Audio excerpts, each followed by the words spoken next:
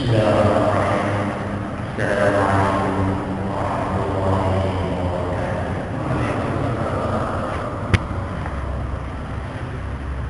Innal hamdalillah nahmaduhu wa nasta'inuhu wa nastaghfiruh wa na'udzu billahi min shururi anfusina wa min sayyiati a'malina.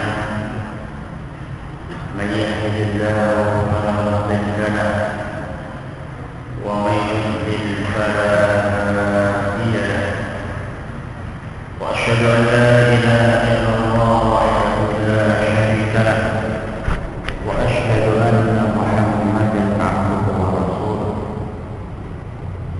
يا ايها الذين امنوا اتقوا الله حق تقاته ولا تموتن الا وانتم يا أيها الناس اتقوا ربكم الذي خلقكم من نفس واحدة وخلق منها زوجها وبث منهما رجالا كثيرا ونساء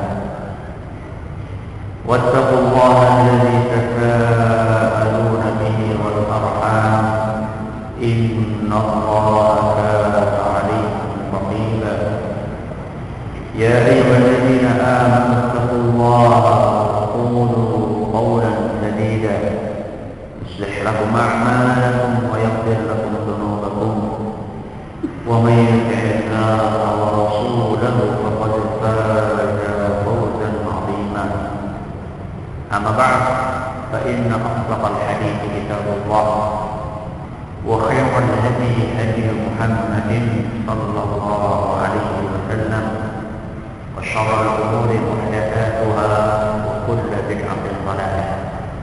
Kaum muslimin dan kaum muslimat yang kami hormati, kita panjatkan puja dan bersyukur pada Allah Subhanahu wa taala. Pada kesempatan malam yang cerah ini kita kembali diberi kekuatan, kesehatan, hidayah, taufik dari Allah Jalla wa Ala, sehingga kita bisa kembali menghadiri pengajian rutin tafsir kita ini. Kita berharap semoga Allah Taala berkenan untuk melimpahkan kepada kita semua ilmu yang bermanfaat, sehingga bisa kita amalkan sebagai bekal untuk menghadap kepada Allah Jalla wa Ala. Amin ya rabbal alamin. Salam dan salam semoga selalu tersanjungkan ke Nabi besar kita Muhammad sallallahu alaihi wasallam, kepada para sahabatnya, keluarganya, dan umatnya yang setia mengikuti tuntunannya hingga akhir hayat. Kaum muslimin dan kaum muslimat yang semoga senantiasa dirahmati oleh Allah.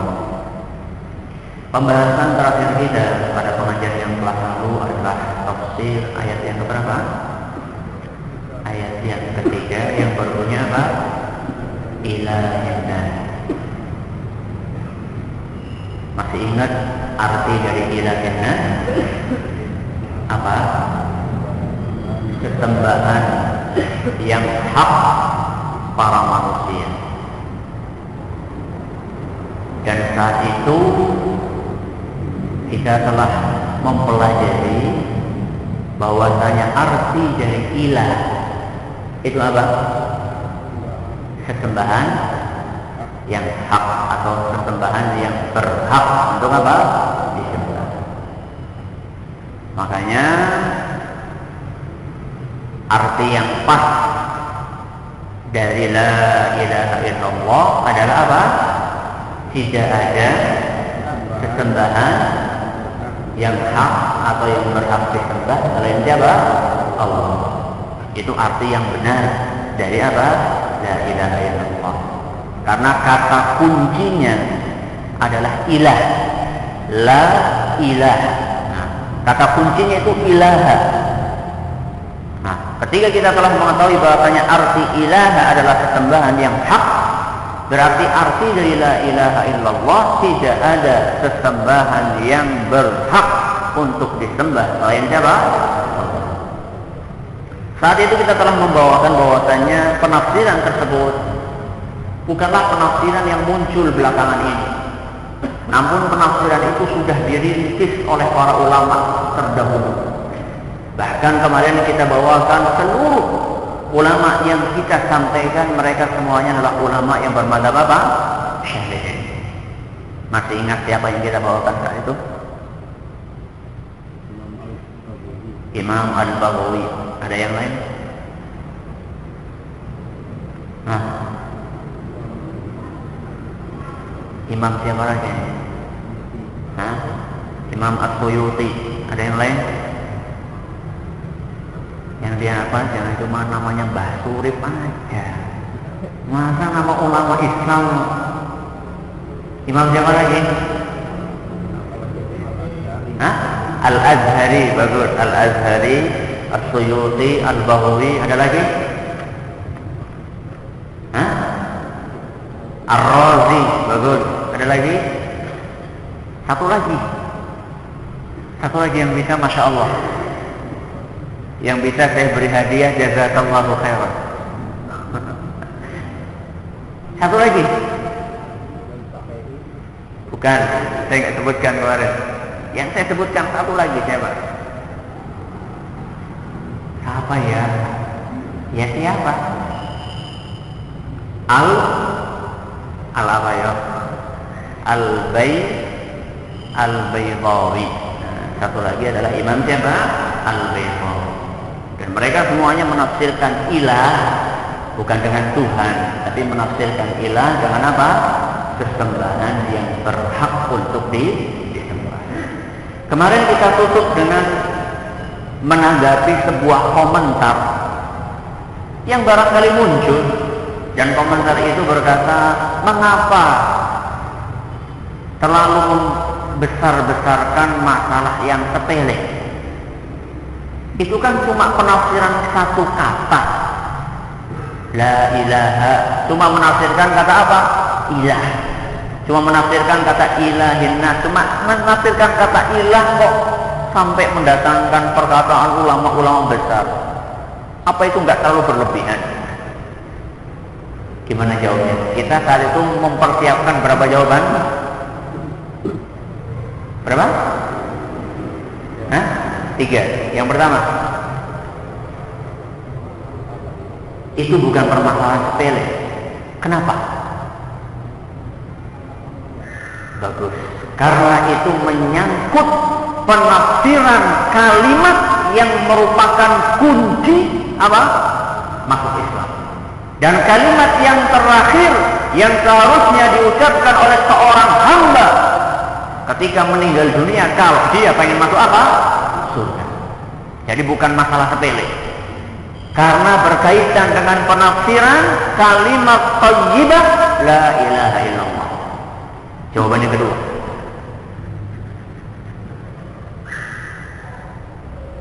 Gak usah malu-malu, apa dijawab saja. Atau kebanyakan gak datang ini minggu kemarin ya. Yang datang, yang gak datang gak usah jawab. Ya. Kekeliruan dalam masalah itu bisa menyebabkan kesulitan. Betul. Kekeliruan dalam masalah ini akan menyeret seseorang kepada kekeliruan yang lebih parah. Bisa sampai taraf apa?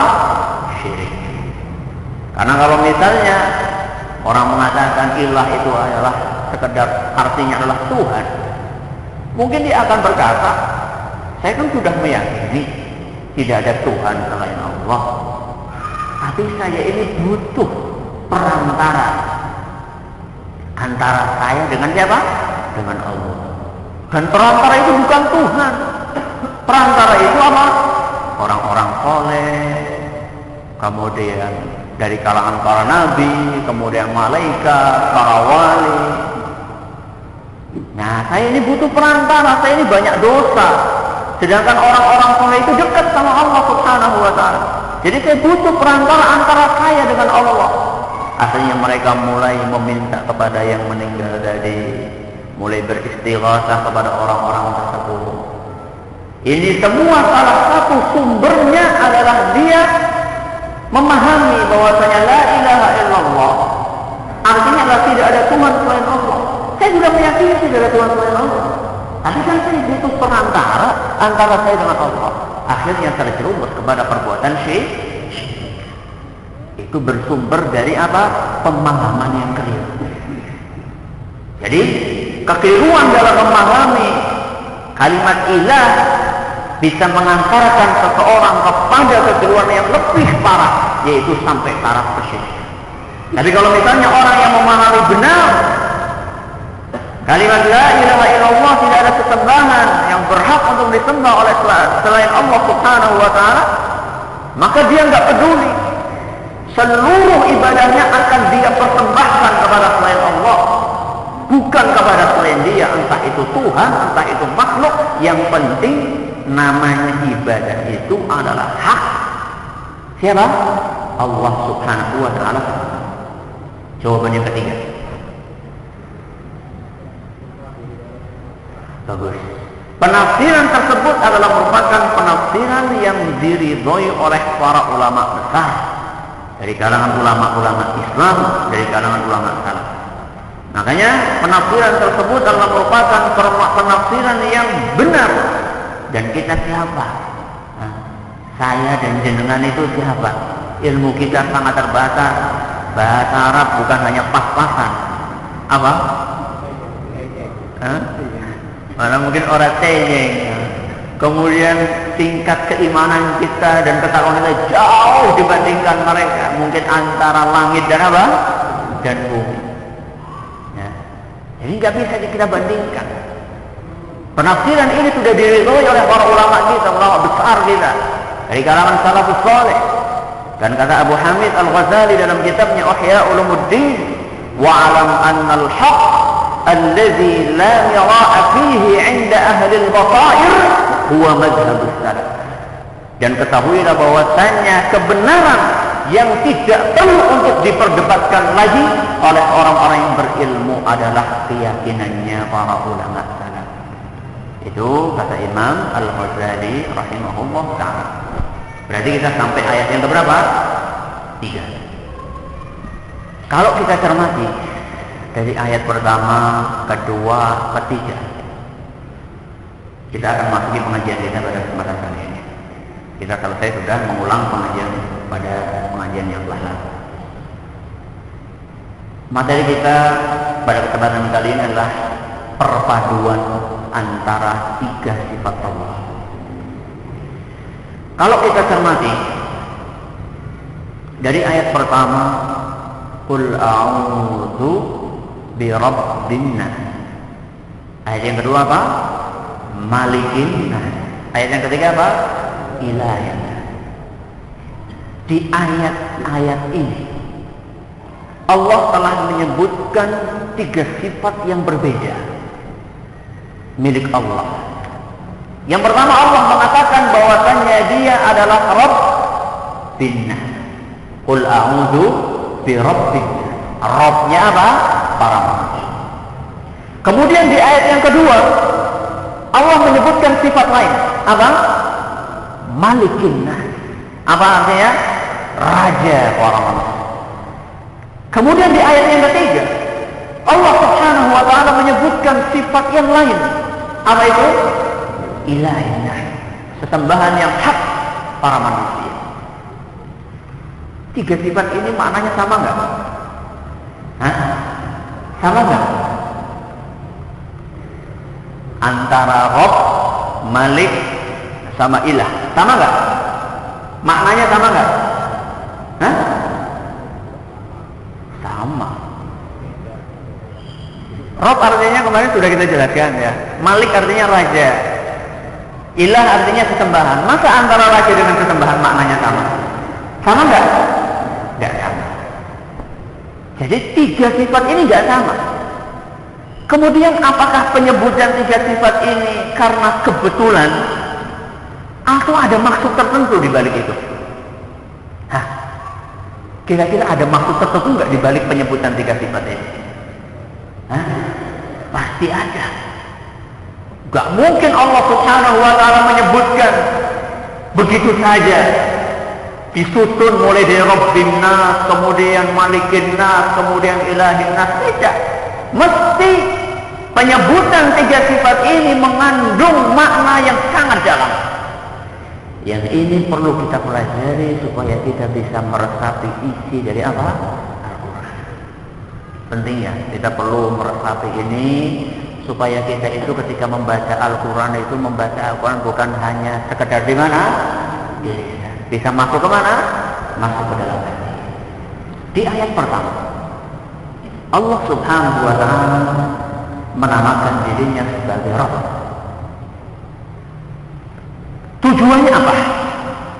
Tujuannya Allah Subhanahu wa Ta'ala ingin menunjukkan kepada kita semua bahwa kekuasaan Allah itu sangat sempurna. Kemudian rahmat dan karunia Allah sangatlah luas, dan ilmu Allah meliputi segala sesuatu. Kita diajak untuk berpikir oleh Allah Subhanahu wa Ta'ala akan keluasan ilmu Dia, juga akan kesempurnaan kekuasaannya, serta betapa sempurnanya ilmu Dia yang meliputi segala sesuatu termasuk apa yang kita kerjakan. Ini di ayat pertama kita diajak untuk berpikir. Kemudian setelah itu kita diajak untuk berpikir di ayat yang kedua, ketika Allah mengatakan Malikin Nas, Raja para manusia. Allah mengajak kita untuk meresapi bahwasannya seluruh makhluk itu adalah hamba Raja tersebut. Yaitu siapa? Yaitu Allah Subhanahu wa Ta'ala. Sebagai Raja, maka Allah Subhanahu wa Ta'ala dialah yang mengatur para makhluk tersebut sekehendaknya. Dan Allah pula yang memiliki kekuasaan mutlak atas mereka. Kalau raja di dunia, kekuasaan mereka mutlak. Mereka nggak bisa menguasai hati. Betapa banyak sekarang raja-raja atau presiden-presiden yang secara lahiriah mereka bisa menguasai rakyatnya. Tapi hati rakyat siapa yang tahu? Apakah mereka bisa menguasai rakyatnya ketika rakyatnya itu menunduk di hadapan dia, DP di hadapan dia? Apakah DP-nya itu sepenuh hati? Banyak di antara mereka yang ABS, apa? Asal bersenang. Sepenting ya oleh sebenarnya kecipretan duitnya ya. Mesam-mesam sedela orang apa-apa. Meskipun hati kita apa? Benci sama dia. Tapi Malik, Allah Subhanahu wa Ta'ala sebagai Malik, sebagai Raja, kekuasaan Allah Subhanahu wa Ta'ala mutlak atas para manusia. Allah bukan hanya menguasai lahiriahnya manusia, tapi juga Allah menguasai hati para hamba. Ini dari yang kedua. Kemudian Allah Subhanahu wa Ta'ala juga ingin mengetahui bahwasannya dialah Raja tempat kembalinya seluruh manusia. Sekarang apakah raja-raja dari kalangan manusia itu, kalau rakyatnya itu lagi susah, apa mereka dalam segala urusan kembalinya kepada raja dari manusia? Jawabannya tidak. Buktinya apa? Kalau lagi nggak ada sembako, lagi naik, mungkin kembalinya kepada siapa? Kepada raja. Tapi kalau misalnya lagi nggak punya anak, kembalinya kemana? Kembalinya ke dukun, bukan kepada siapa? Bukan kepada raja. Tapi kalau Allah Subhanahu wa Ta'ala adalah merupakan tempat kembali seluruh manusia dalam setiap urusan mereka, kita diajak untuk menyadari itu.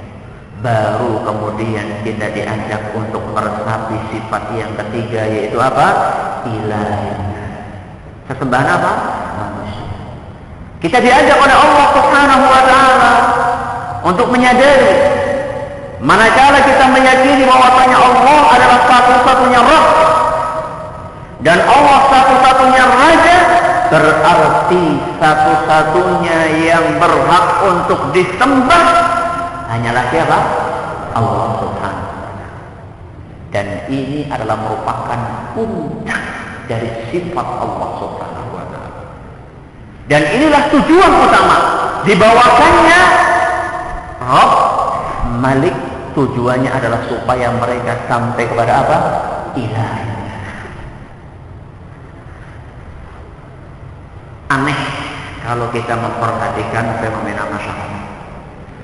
Kalau kita cermati, banyak masyarakat kita yang KTP-nya Islam, tapi mereka menyembahnya siapa? Hah? Menyembahnya selain Allah. Bukan semuanya. Saya bilang banyak, enggak semuanya.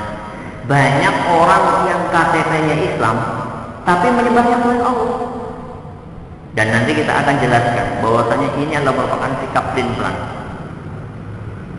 Mereka menyembah mulai dari makhluk hidup sampai mendapati. Makhluk hidup kadang-kadang ya mereka juga menyembah Allah, tapi kadang-kadang juga ya menyembah malaikat, manggil-manggil ya Jibril, ya Mikail.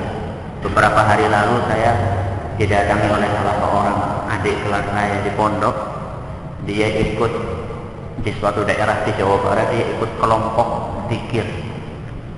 Kelompok zikir, pertamanya dia merasa nggak ada apa-apa. Kemudian lama-lama kok dia disuruh ngamalkan suatu amalan yang isinya itu di situ ya Jibril, ya Mikail, ya Israfil. Loh. Ini kok yang dipanggil sudah siapa? Sudah bukan Allah, yang dipanggil siapa? Malaikat. Dan ini ternyata banyak. Kalau misalnya kita cermati masalah kita, meskipun katanya Islam, ternyata mereka menyembah selain Allah.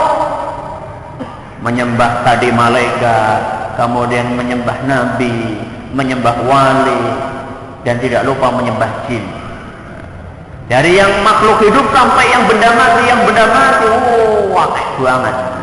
Mulai dari patung, itu yang ekstrim. Kemudian gua Serandil. Nah, di gua Serandil itu saya pernah lihat di koran, ada orang, ya kayaknya kayak orang Islam lah, ketone lah. Penampilannya kayak orang Islam kok ya. Dia sambil di depan gua Serandil sambil kayak gini. Nah, udarku ya orang Islam ya, tapi kok kayak gini sama dia apa? Gua Serandil. Belum yang datang ke kuburan, belum yang masih percaya dengan keris-keris yang dijamas pada bulan apa? Suro. Dan sekian banyak benda-benda mati yang lainnya yang disembah. Andaikan kita mau bertanya kepada orang-orang tadi, kita tanya dengan satu pertanyaan saja. Apa pertanyaannya? Mas, pak, mbah, atau bu, Rob atau penguasa alam semesta ini siapa sih? Kira-kira jawabannya apa? Hah? Jawabannya siapa? Saya pikir mereka nggak akan mengatakan yang menciptakan alam semesta ya Nyi Roro Kidul. Saya kira nggak akan seperti itu. Kalau ditanya penguasa Laut Selatan, mungkin dia akan berkata apa? Nyi Roro Kidul. Atau yang menguasai beringin di mana? Di alun-alun itu mungkin dia akan menjawab jin siapa? Saya nggak tahu nih, siapa yang tahu ini? Jin Tomang atau siapa nggak tahu. Tapi kalau misalnya pertanyaan yang kita tanyakan adalah siapakah penguasa langit dan bumi? Pasti jawabannya apa? Allah. Kalau kita cermati, di satu sisi dia meyakini pencipta alam semesta itu Allah, penguasa alam semesta Allah. Di satu sisi dia menyembah selain Allah. Ini sikap apa ini? Hah? Ini adalah sikap pelin-pelan, atau boleh kita katakan sangat kontradiksi. Lawang dia meyakini bahwasanya Allah Subhanahu wa Ta'ala itu pencipta, pemberi rezeki, yang menghidupkan, yang mematikan, yang melindungi. Ini semuanya dia yakini Allah saja yang memiliki sifat-sifat tersebut. Kok kemudian yang disembah kok selain Allah? Ini kan suatu sikap yang sangat aneh. Mengapa ketika dia sholatnya untuk Allah, tapi giliran untuk kurban, kok kurbannya untuk kisah jagat yang katanya nunggu Gunung Merapi? Baru beberapa hari yang lalu saya baca di Kompas itu dan lihat fotonya, la ilaha illallah, sapi diberi kain kafan. iki nang dimuan. Ini tapi istimewa ya. Dikasih kain kafan, kemudian kepalanya itu dihias, ini udah jadi sapi, udah jadi kepala sapi, udah apa? Udah dipotong, udah dipotong itu, dikasih apa? Dikasih ya kain kafan di sininya, kemudian dihias, dikasih bunga dan sebagainya. Dibawa kemana? Dibawa ke puncak Gunung Merapi. Kata mereka disetujui sama badan meteorologi atau tidak, kami tetap berangkat. Kan badan meteorologi kan memberikan apa? Peringatan. Itu sekarang masih apa? Masih siaga 1, bahaya di sana. Kata mereka, kami itu nggak butuh persetujuannya kalian. Disetujui atau enggak, kami tetap berangkat. Katanya kayak gitu. Untung Allah Subhanahu Wa Taala masih memberi apa? Kesempatan kepada mereka untuk taubat. Kalau Allah berkehendak langsung sekalian sama kepala sapinya sekalian saja dimasukkan ke kawahnya Gunung Merapi. Kalau Allah berkehendak sangat mungkin. Aneh kan? Ketika kita tanya dia, siapa sih yang menurunkan hujan? Mereka akan menjawab Allah yang menurunkan hujan. Siapa sih yang menumbuhkan padi? Mereka akan menjawab Allah. Tapi kenapa giliran ibadah mereka tidak mau memurnikan ibadahnya untuk Allah Subhanahu Wa Taala? Ini adalah salah satu bentuk sikap kontradiksi atau sikap pelin-pelan. Dan Allah Subhanahu Wa Taala di dalam Al-Quran sering mengajak kita untuk, kalau kita sudah meyakini bahwasanya pencipta langit dan bumi adalah Allah, maka murnikanlah ibadah hanya untuknya. Ini sering dipakai dalam Al-Quran. Di antaranya adalah Al-Quran surat An-Naml ayat 60. Di dalam surat An-Naml ayat 60, Allah Subhanahu Wa Taala menyampaikan berbagai pertanyaan, mengajak kita untuk berpikir. Kata Allah Subhanahu Wa Taala, pertanyaan pertama, Amman khalaqas samawati wal ardh. Kata Allah, siapakah yang menciptakan langit dan bumi? Jawabannya apa? Allah. Pertanyaan kedua, wa anzala lakum minas samai ma'an. Dan siapa pula yang menurunkan dari langit hujan? Mesti jawabannya apa? Allah. Yang ketiga, wa ambatna bihi hadaiqa dzata bahjatin ma kana lakum an tumbitu syajaraha. Dan dia pula yang menumbuhkan tumbuhan dari air tersebut dan kalian tidak mampu untuk menumbuhkannya. 3 pertanyaan sekaligus.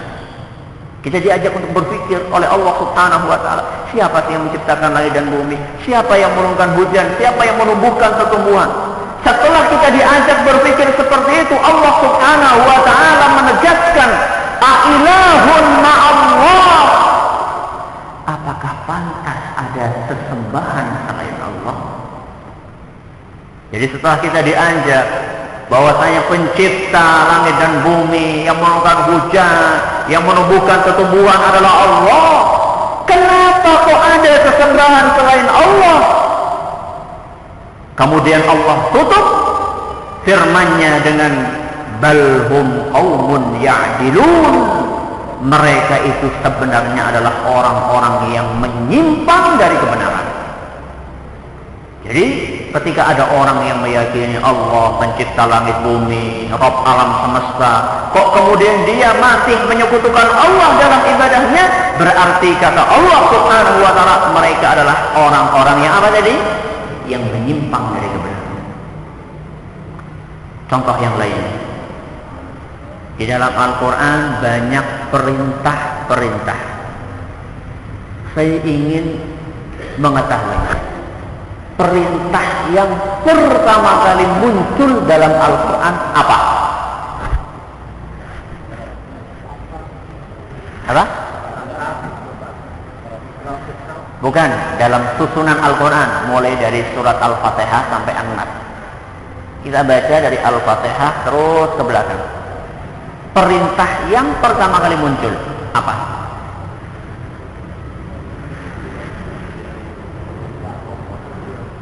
Apa? Ya, apa bunyi ayatnya?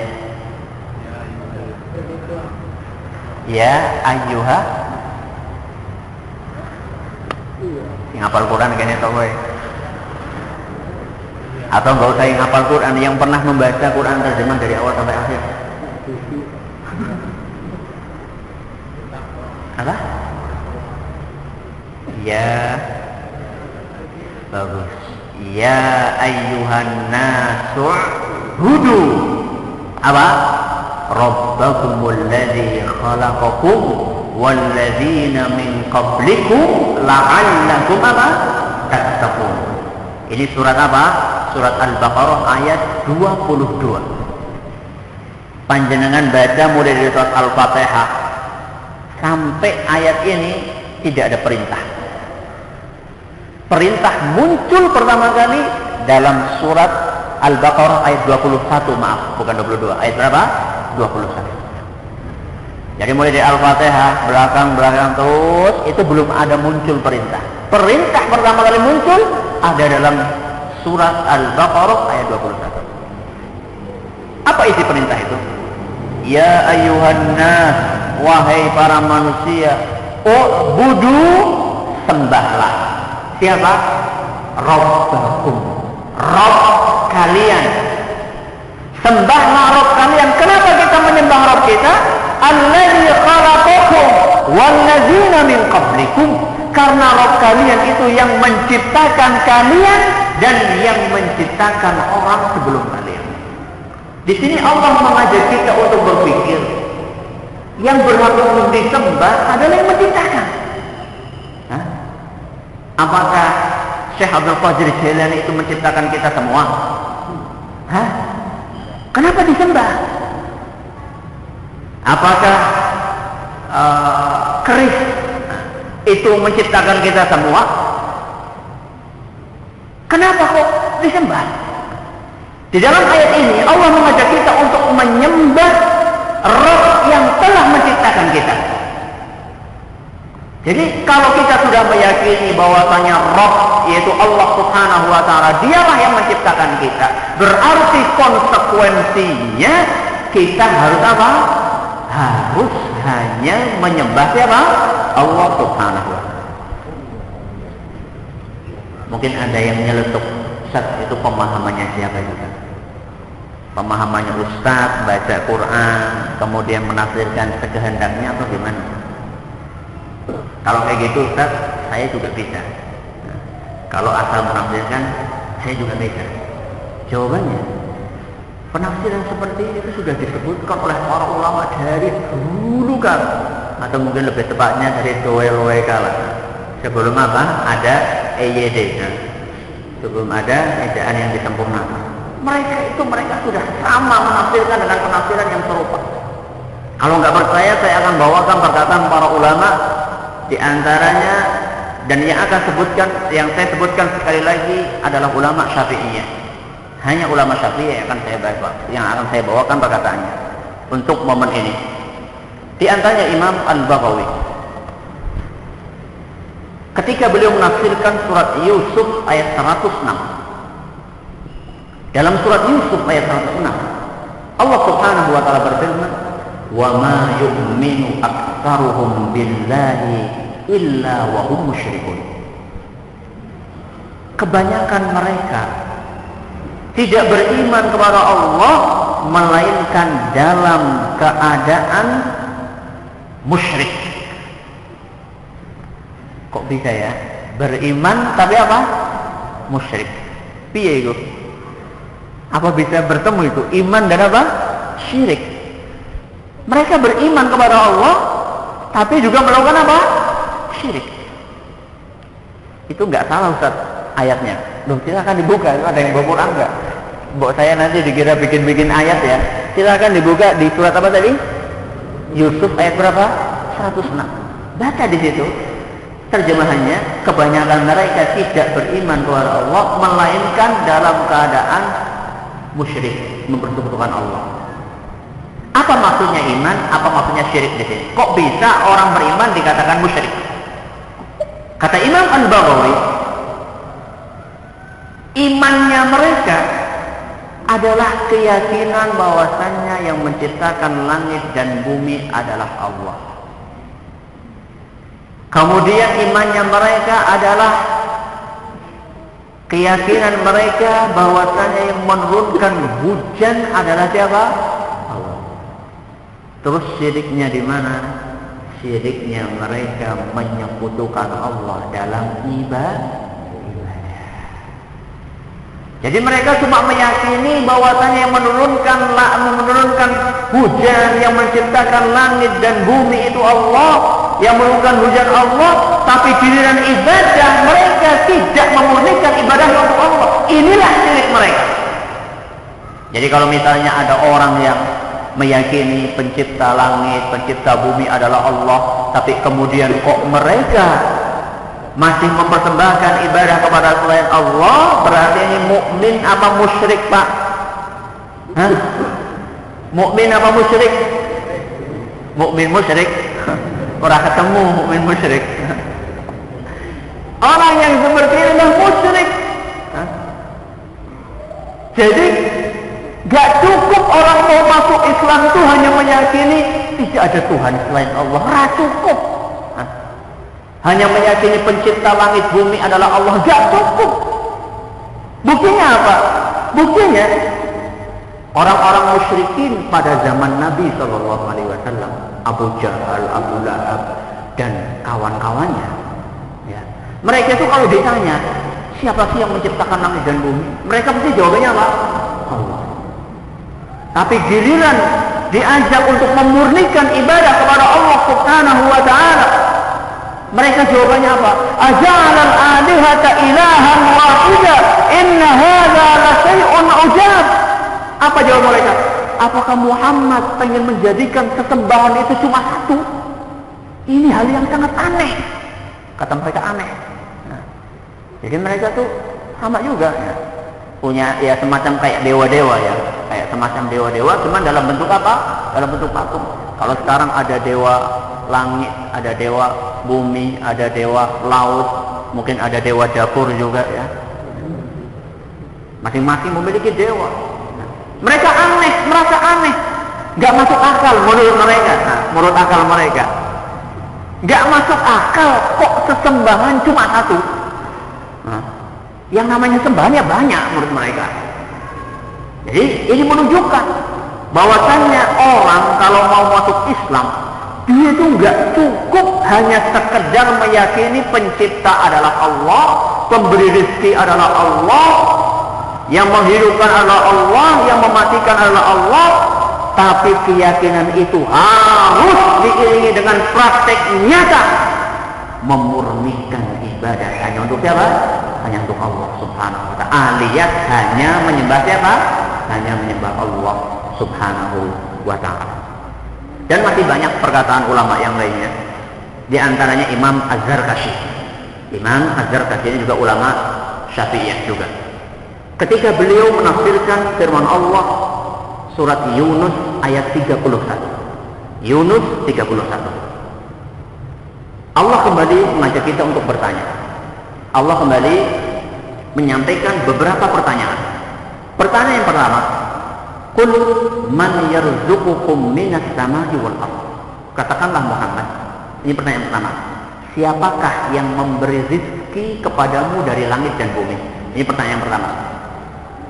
Pertanyaan kedua, amman yamlikus sam'a wal absar. Siapakah yang kuasa menciptakan pendengaran dan penglihatan? Siapa? Mesti jawabannya apa?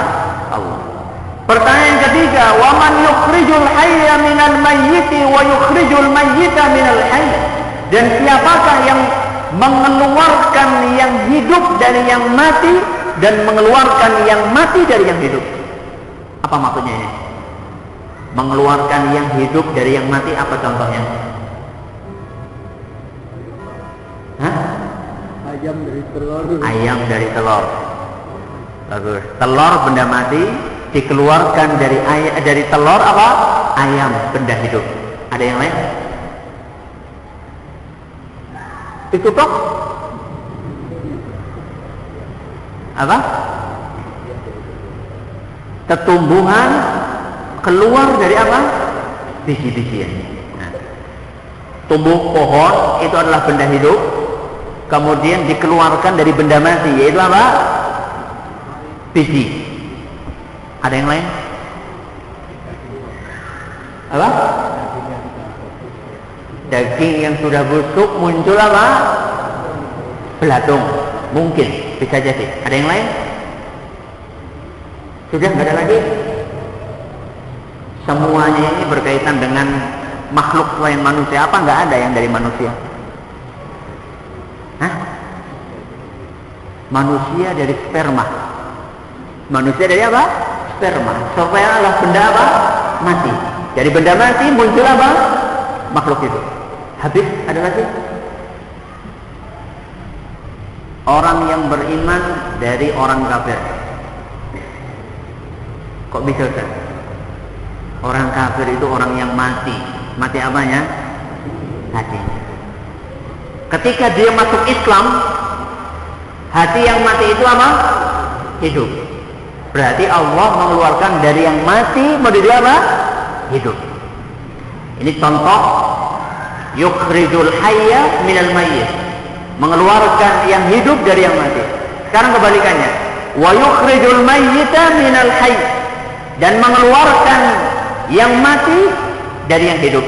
Contohnya apa? Contohnya mudah sekali. Dengan satu kalimat selesai. Apa?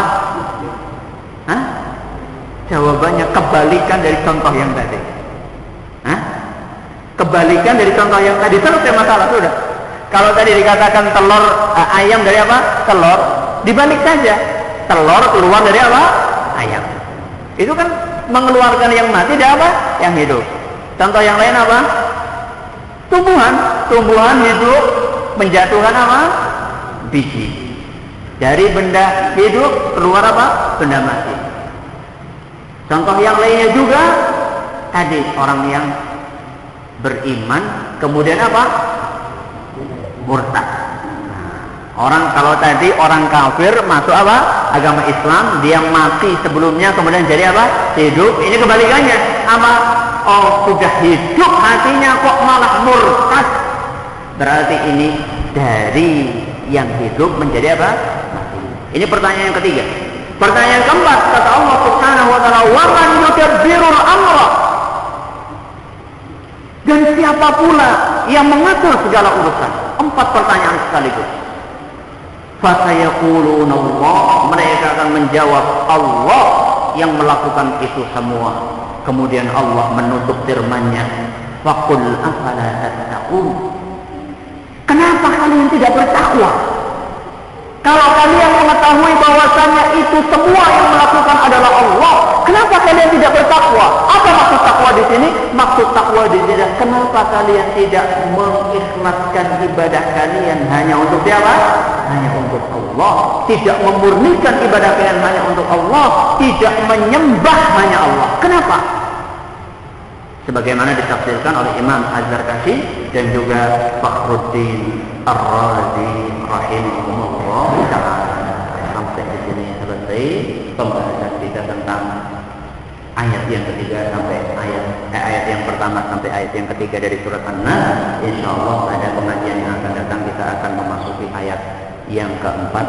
Insyaallah kalau Allah masih memberi kita semua umur. Ada pertanyaan silakan. Ada pertanyaan silakan.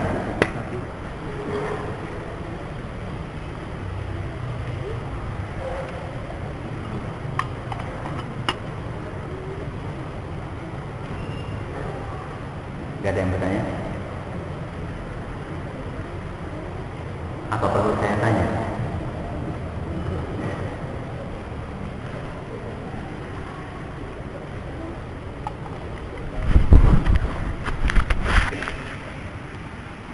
Gak ada? Cukup? Masih ada waktu 2 menit atau 3 menit?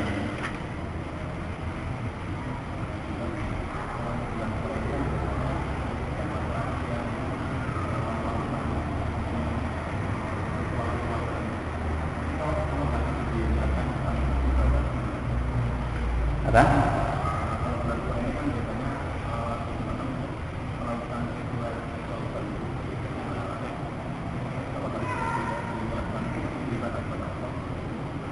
Ya.